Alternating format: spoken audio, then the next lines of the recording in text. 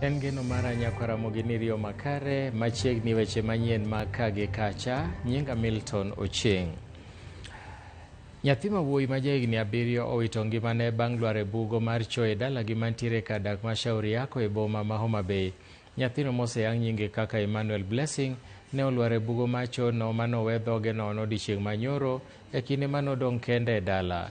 Kaluwore gi familia mare, nyathino ma bende osebedo gi tuo mar ndulme nowe kende gi kwargi mosebedo kodak kode kodhi e liel moro ema kanoduogo odhiambo to nyoyudo ka nyathino onge. Kwar mare wacho ni mijing'o mar yude ne ogore e lwanda ema kane girango choo manie dala kanyo to ne giyudo ringre nyathino e chono machal ka gima nokier molwar e choo. Obila nogolo ringre e bugo mar chono kendo tere nyaka kar kano ringre ma jomotho ma Homa Bay.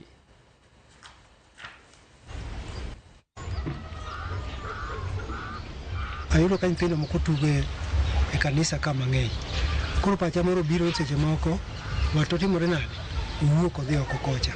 Koro chula dok chien maluoro mabiro nyaka kanyo. Koro atemo ng'iye pap kanyo moso katimore nade ok anene. Koro awuok ago kona luoro kama kadhi mwalo nikech wuon gi odgi ni mwalo piny. Koro ago kona kaluoro kadhi mwalo kamano maluoro nyaka piny kocha. Koro awuotho mos kabiro. Ka gikidho get kacha tawinjo ka nduru gore ka kendo. Koro karinga biro mayudo ni nyathino chiricho.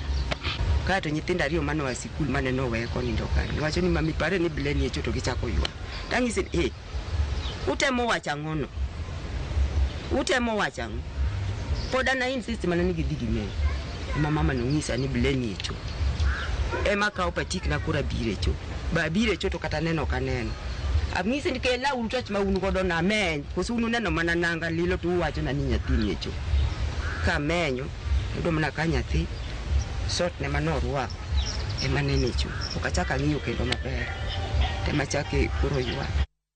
Duol mar kura mochung'ne gedo mar apaya maluora mar Rusinga kata Rusinga Ring Road e kachung'o bura ma Suba North oyango ni gedo mar apayano momuonyo bilion 1.3 ibiro tiek e dwe mar 7 higani mondo koro jopiny ochak tiyo kode. Rusinga Ring Road en achiel kuom chenro mag dongruok ma sirikal mamalo timo e kaunti ma Homa Bay mar konyo e bero ngima jopiny e alworano. Higa mokalo jatend piny Kenya William Ruto ne osidho gedo mar apaya maluoro chula Rusinga kata Rusinga Ring Road mabor mar romo kilomita 19.3 mane sirikal okete omenda maromo bilion 1.3 gi dwaro mar yawo gwenge mag Rusinga kendo kelo yot ne jolupo kaachiel kod joand rech ma osebedo gi pek kaluwore gi chal maricho mag apeyni e alworano. Gedo mar apaya ni osebedo kadhi nyime ka pisas mag kura ka otelegi gi jatatije maduong' e duol Medusa Silas Kinoti mane otimo limbe mar chuo wangi ka gedo mar apaya no dhi nyime okoni osechopo atamalo 73 kendo gedo mar idhi tieki kochopo dwe mar 7 higani. This project started exactly 1 year ago and we are on timelines to finish it by July this year, that is July of 2025.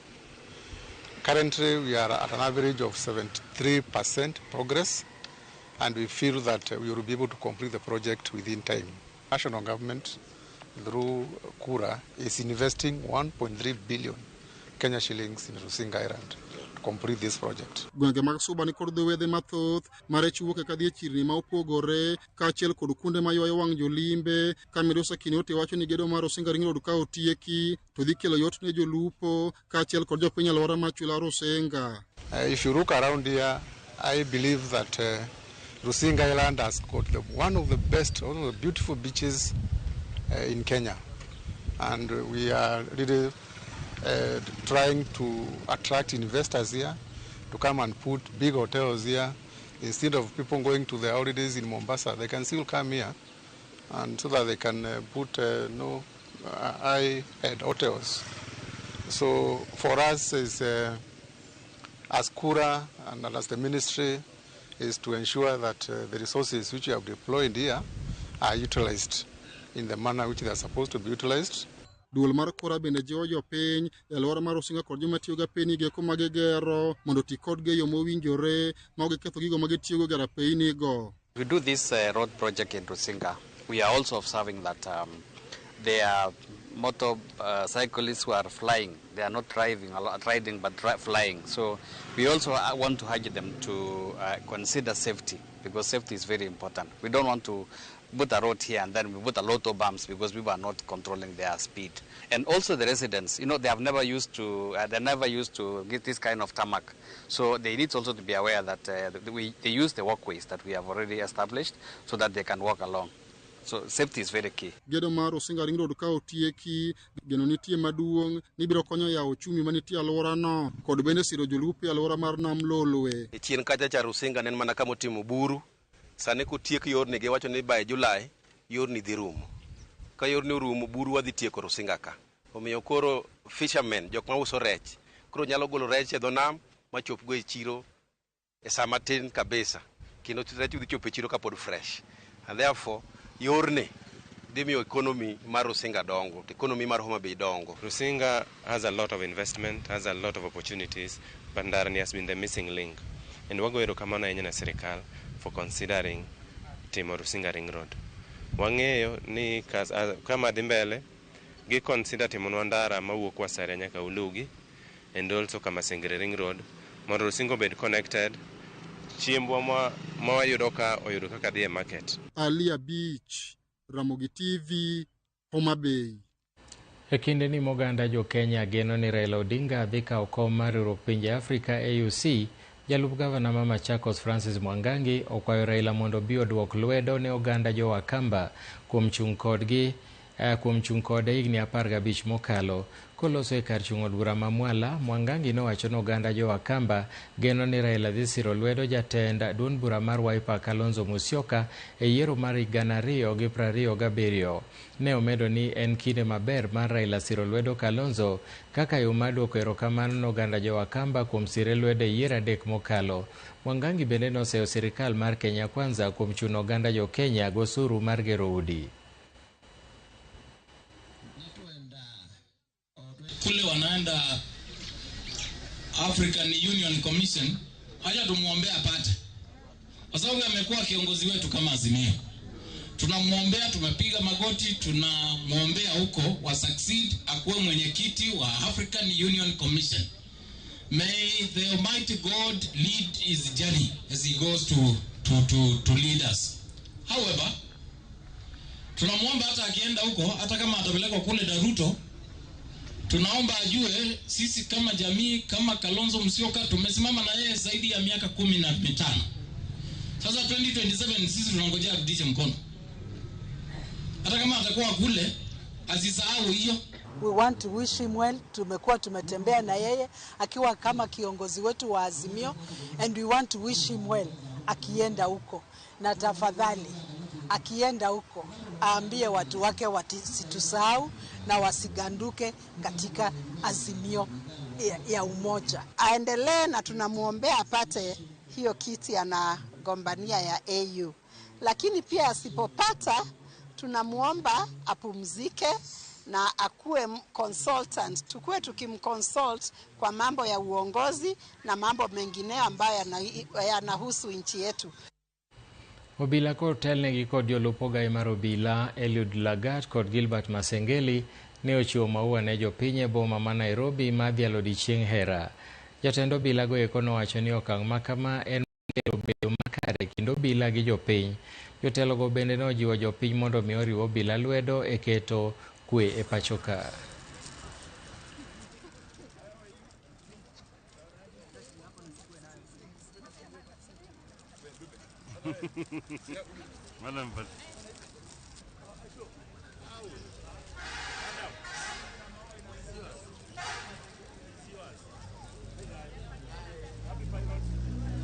Today we decided that we join other Kenyans in celebrating this day by sharing flowers just to express the love and care the National Police Service have for our people.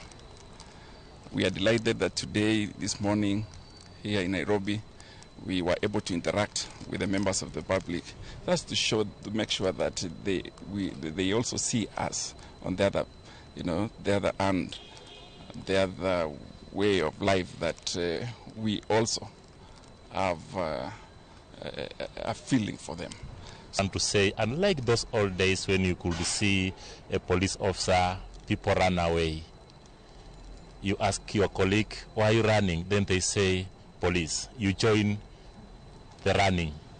But at the end of the day, that was police brutality. Today, they are our brothers, our sisters, our friends, our husbands, our wives, our daughters. So ours is just to extend to the members of the public that we pray for you guys.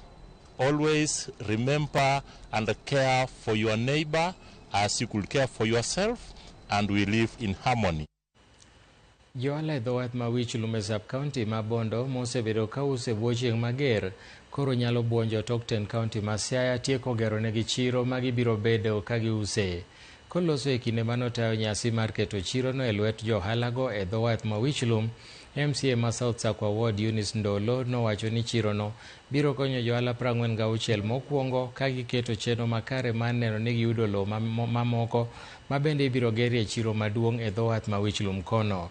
Jata tije Ward ma South West Sakwa Oliver Otieno bende nosingo ni tend kaunti ma Siaya temo matek mar neno ni johala obedo kod lwasi maber mar uso ka gigeto gero chirni duto mayudore e dhowedhe duto e wardno.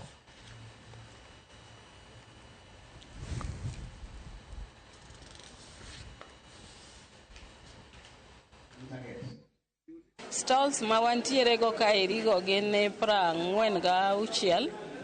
46 ni mine to hingo kanyo to wachiko gin mondo gichak gi mago ka wa plan mondo wabwa ger mamoko. Wadwaro osuru mang'eny mondo osuru ma Siaya omedre.